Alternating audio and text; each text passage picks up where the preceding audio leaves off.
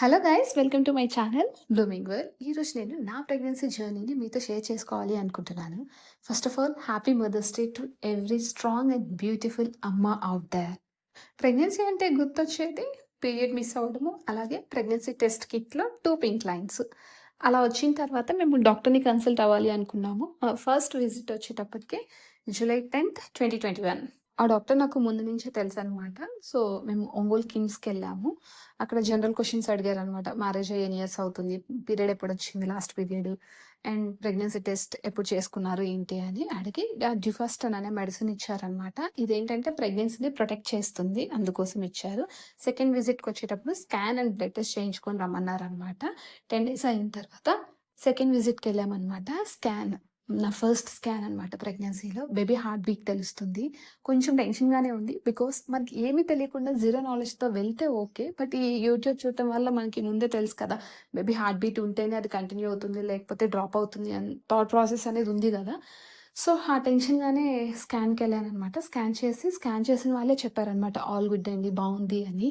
Next blood test. Blood టెస్ట్‌లో blood తక్కువైనా ఏంటి అంటే మనం ఫ్రూట్స్ తింటామో, మెడిసిన్ ఇవ్వడమో ఎట్లా అన్నా గాని అది ఓకే అవుతుంది అనే థాట్ ఉందనమాట. సో, ఆ 2 రిపోర్ట్స్ తీసుకొని డాక్టర్‌ని కన్సల్ట్ అయ్యాము. డాక్టర్ కూడా ఆల్ గుడ్ బానే ఉంది. హిమోగ్లోబిన్ కొంచెం తక్కువుంది అని చెప్పారు. అండ్ బ్లడ్ గ్రూప్ నెగెటివ్ అనమాట. సో, కేర్‌ఫుల్‌గా ఉండాలి. అంటే కేర్‌ఫుల్ ఇన్ ద సెన్స్ దానికి ఇంజెక్షన్స్ ఉంటాయి మధ్యలో. డెలివరీ టైమ్‌లో బ్లడ్ దొరకదు. అంతే చెప్పారనమాట. ఈ జిఫాస్టన్ మళ్ళీ నాకు 1 మంత్‌కి ఇచ్చారు.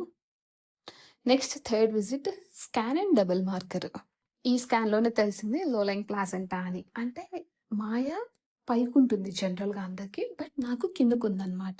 సో, డాక్టర్ ఏం చెప్పారు అంటే, ప్రెగ్నెన్సీలో మనం ఎక్సర్‌సైజెస్, వాకింగ్ అవి ఎక్స్‌ట్రా చేస్తాం గదా! బట్ అవి ఏం చేయొద్దు. నార్మల్‌గా నువ్వు ఇంట్లో మనం ఎలా పని చేసుకుంటామో అంతవరకే చేసుకో.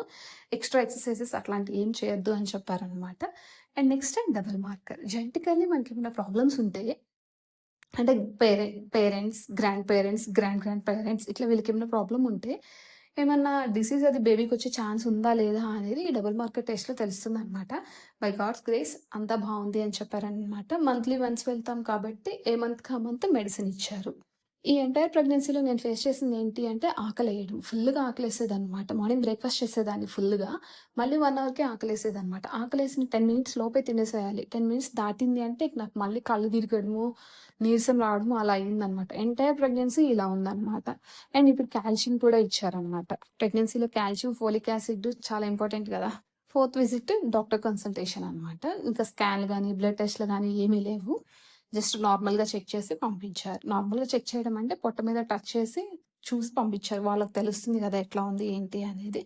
ఫిఫ్త్ విజిట్‌లో స్కాన్ అండ్ డాక్టర్ కన్సల్టేషన్. ఈ స్కాన్‌కి వెళ్ళే టైంకి నాకు సీమంతం గూడా అయిపోయింది. యాక్చువల్లీ ఇక్కడ యాడ్ చేయాలనుకున్నాను నా సీమంతం ఫోటో. బట్ ఎందుకులే ఇప్పుడు చాలా ఇయర్స్ అయిపోయింది కదా! అని చెప్పేసి యాడ్ చేయలేదు. బట్ అది కూడా చాలా బ్యూటిఫుల్ మొమెంట్ కదా! ప్రతి ఒక్క అమ్మాయికి. ప్రెగ్నెన్సీ, సీమంతం ఇవి ఎవ్రీ టైమ్ ఫేస్ చేసేవి కాదనమాట. అవి ఆ టైంలోనే ఫీల్ అవ్వాలి, ఎంజాయ్ చేయాలి, దాచుకోవాలి ఆ మెమోరీస్ అనేది నా ఫీలింగ్. అండ్ ఈ స్కాన్‌లో బేబీ ఎంత చక్కగా కనిపించాడో అసల. అంటే డెలివరీ అయిపోయింది. బాబని ఇప్పుడు తెలుసు కాబట్టి నేను అలా చెప్తున్నాననమాట. అసలు బేబీ చాలా బాగా కనిపించాడనమాట స్కాన్‌లో గాని, ఇక్కడిచ్చిన రిపోర్ట్‌లో గూడా.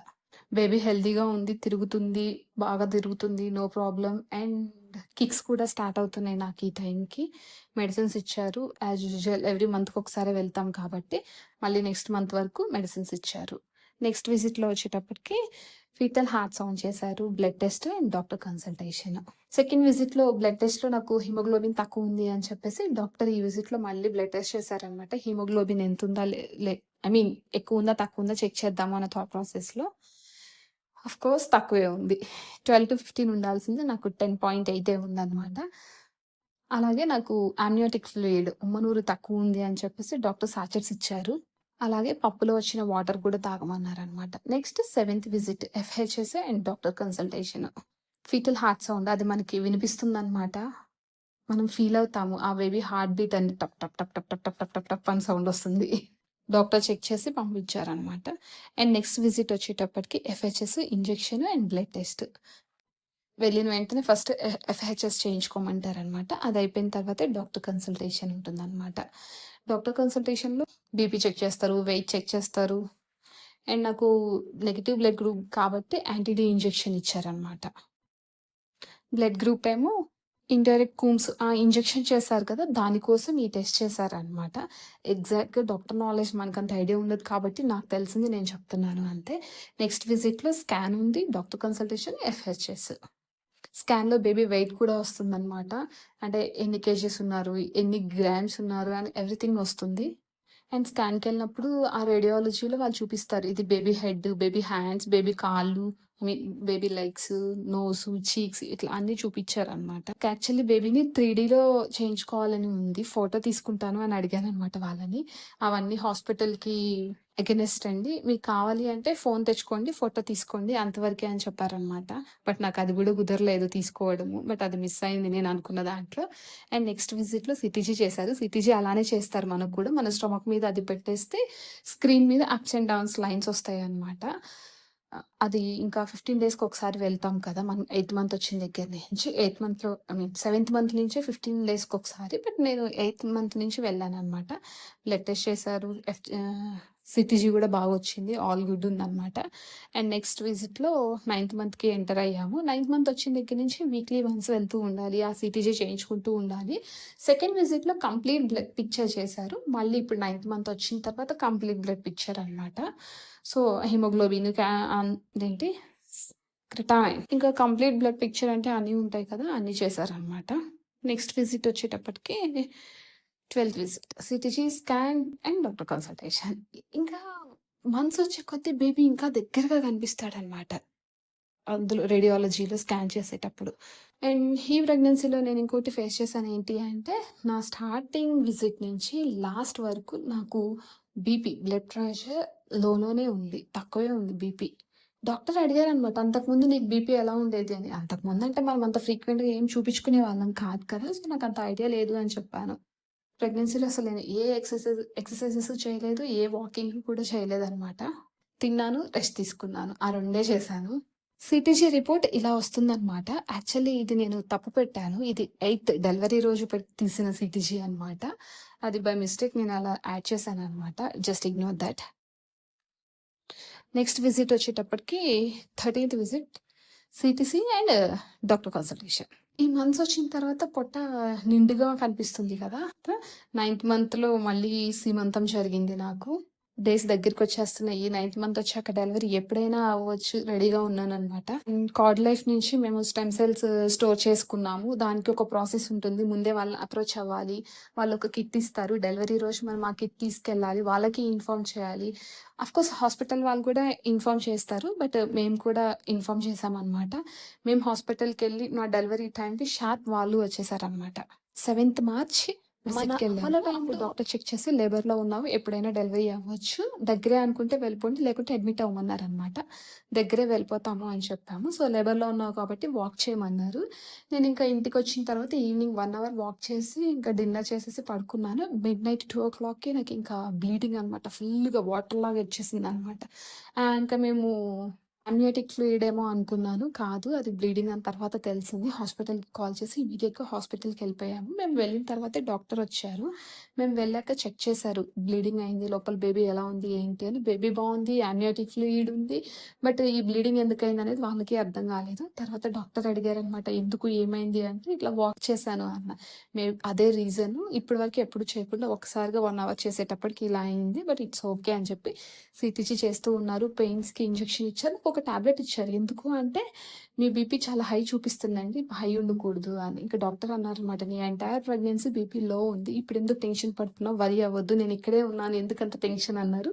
బట్ నాకు టెన్షన్ అయితే లేదు. నేను నిజంగా ఫీల్ అవ్వలేదు. బట్ ఎందుకు హై ఉందనేది నాకు తెలీదు.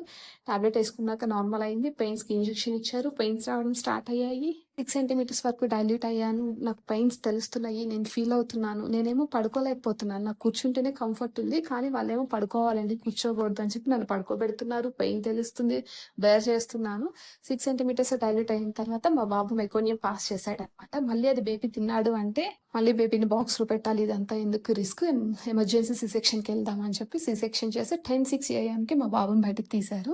తీసిన వెంటనే చూపిచ్చారనమాట. ఎంత క్యూట్‌గా ఉన్నాడో.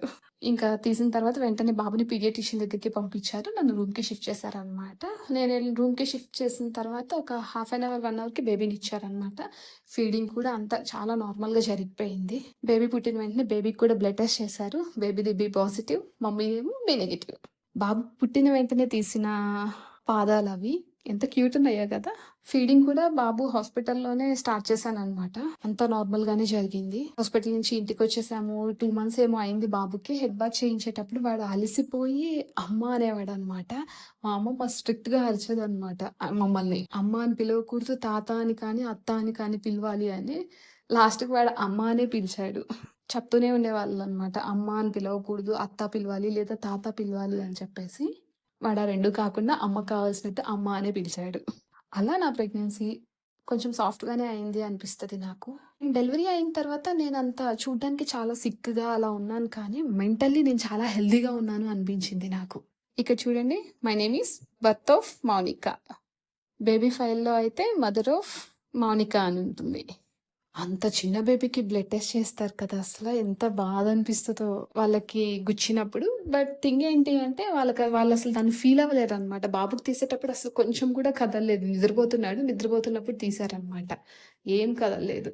ఫైనల్లీ దేవుడి దయ వల్ల అంతా జరిగింది. ఇలాంటి వీడియోస్ కోసం మీరు ఛానెల్‌ని ఇప్పుడే సబ్స్క్రైబ్ చేసుకోండి. Thank you for watching.